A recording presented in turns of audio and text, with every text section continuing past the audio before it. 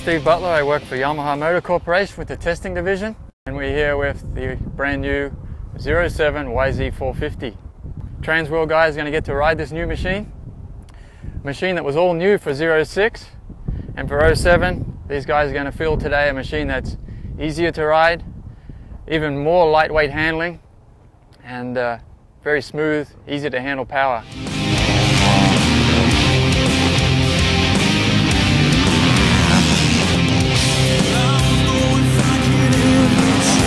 I just got off the YZ450. I actually have quite a bit of time on the 2006 model, so it was kind of cool to ride this new 2007. They made a few important changes that actually really helped the bike. So what we've changed for 07 with the engine, an all new clutch system. The clutch lever is so easy to pull, it's actually like a 125.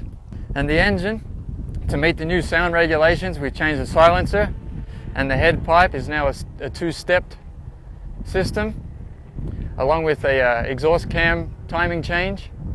The engine power is even smoother than it was in 06, and the engine's very quiet to meet the new AMA regulations. As far as the handling goes, we've lengthened the rear shock to raise the rear of the bike and steepen the steering head angle to improve the steering response in and out of the corners.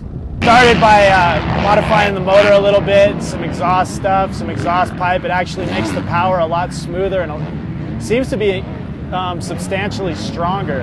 Coming out of corners, it pulls hard and it still has that smooth character that it had last year. They did some things to the clutch to make the clutch pull really easy. It's amazing to think that a 450 would have a clutch this easy. I mean, it's no harder than a 250 two-stroke. Probably the biggest change they made was they lengthened the shock a little bit. Last year, a little bit of difficulty turning the bike. You'd come into a corner and the front end had a tendency to push, not enough front wheel traction.